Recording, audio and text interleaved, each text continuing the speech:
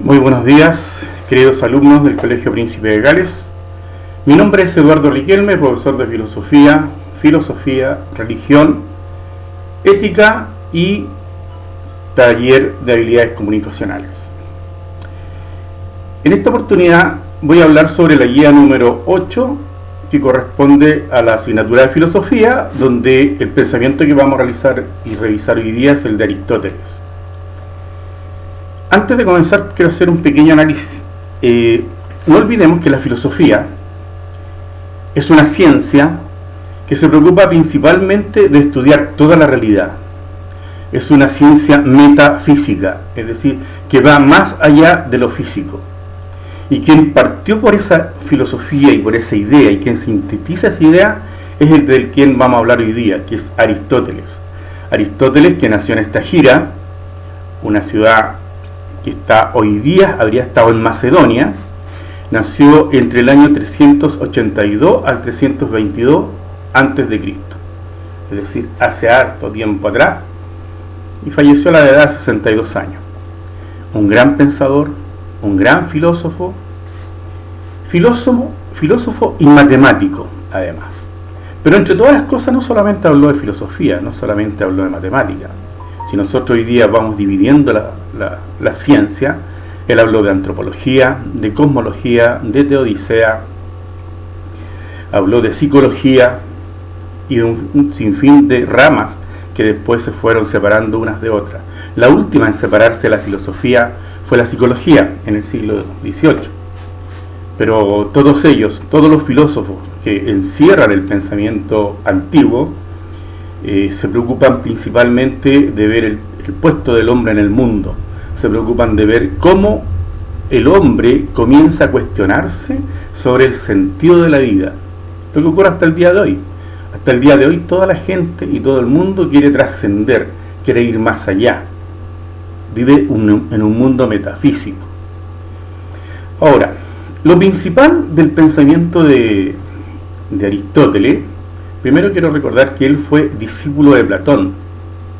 Y una de las grandes teorías de Platón, de acuerdo a la guía que vimos en la guía número 7, él hablaba de que existían dos tipos de mundo.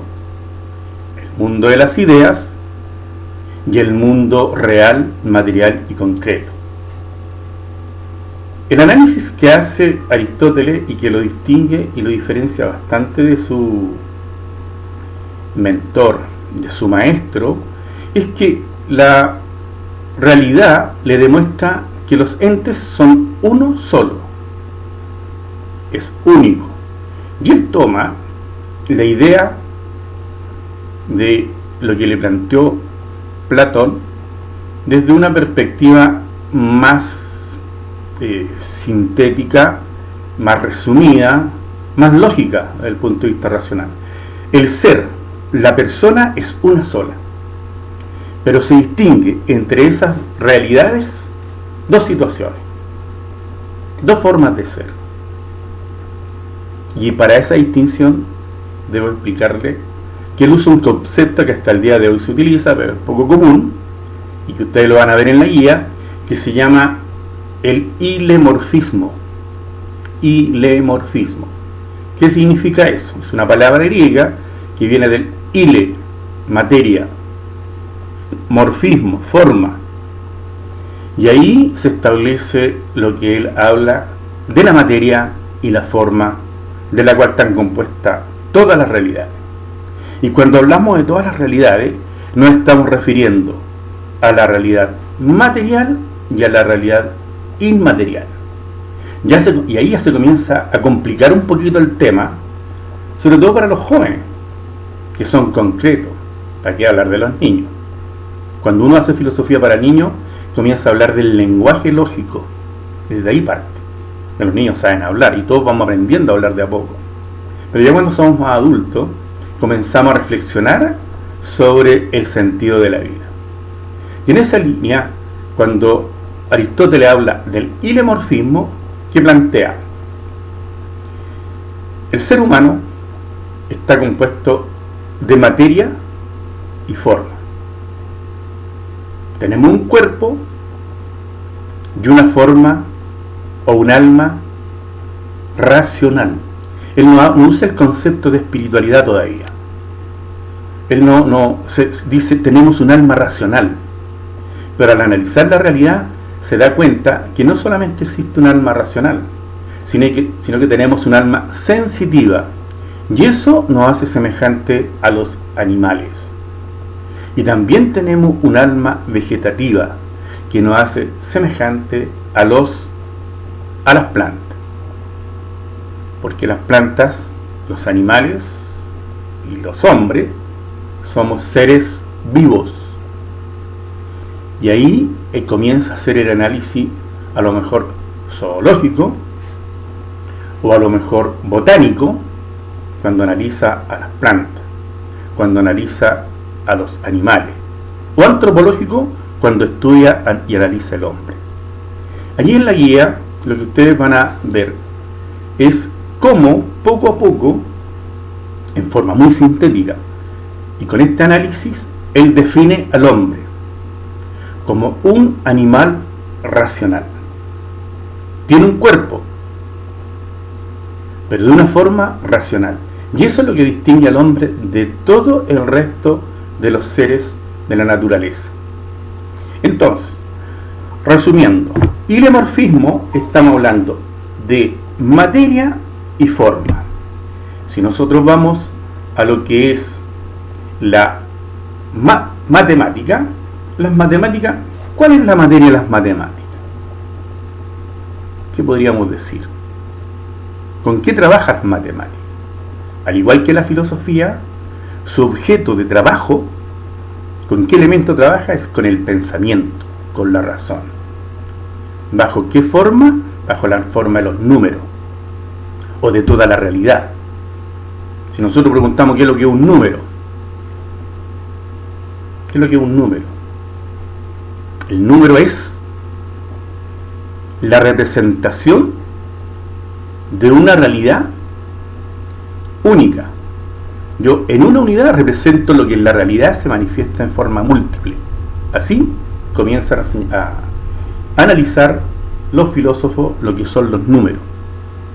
Entonces, cuando nosotros hablemos de filosofía, estamos hablando de metafísica, y Aristóteles le llama la filosofía primera. La filosofía primera. ¿Y por qué la filosofía primera? Porque todos los seres humanos, desde que nacen y comienzan a hablar, ya sin siquiera hablar, comienzan a desarrollar el pensamiento. A nosotros cuando niños, lo que nos recomiendan es que coloreemos, que toquemos, que percibamos, todo a través de los sentidos, al igual que los animales, todos sentimos.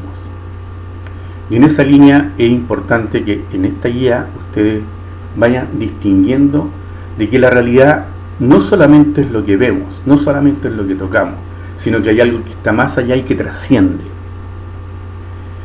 En la medida que vayamos desarrollando nuestras clases, yo sé que a ustedes les van a salir muchas inquietudes, muchas preguntas, pero vamos a ir de a poco. Vamos a ir de a poco porque la filosofía no es una cosa acabada, jamás. El hombre tampoco es un ser acabado. El hombre de la época moderna, de la época contemporánea, de la época antigua y la época medieval no es el mismo. En la época antigua, ser filósofo era como hoy día ser por lo menos que un tecnólogo o experto en informática. En la época medieval era ser sacerdote, la época teocéntrica donde Dios era el centro del universo. Pero en la época antigua, el centro del universo, ¿quién era? El hombre. Era un periodo antropológico, o el cosmos. Entonces cuando hablábamos del cosmos, ¿qué significa la palabra cosmo? Cosmología, el orden del universo. Así como cuando hablamos de los cosméticos, que lo que son cosméticos, el orden de la tez y de la cara. De la misma manera, nosotros usamos muchas palabras que vienen del griego, en sus orígenes, y hay que entender qué significa cada término. Por eso en nuestras clases, cada vez que conversemos, yo voy a ir aclarando de a poco qué significan los términos con los cuales nos vamos a ir familiarizando, porque todas las disciplinas tienen términos técnicos. Y eso quiero que ustedes lo vayan aprendiendo. El desarrollo del pensamiento no es algo absoluto, nadie es dueño de la verdad, pero sí a mí me corresponde enseñarles o inducir en ustedes el pensamiento lógico. El pensamiento lógico permite que uno pueda llegar a la verdad. Si uno dice, oye, ¿y cuál es, hacia dónde apunta la filosofía? ¿Qué es lo que quiere la filosofía? Siempre ir en busca de la verdad. Y para llegar a la verdad tengo que usar el pensamiento lógico, analógico, y teológico, ontológico. Pero esas palabras de a poco las vamos a ir conociendo. Cualquier duda o inquietud me la pueden hacer llegar a mi correo. Este video va a ser subido por YouTube, va a ser a través del correo que está orientado para el Colegio Príncipe de Gales, que es eduardo.riquelme, profe, pdg de Príncipe de Gales, @gmail.com. Que tengan un muy buen día y si Dios quiere nos volvemos a ver en la próxima guía.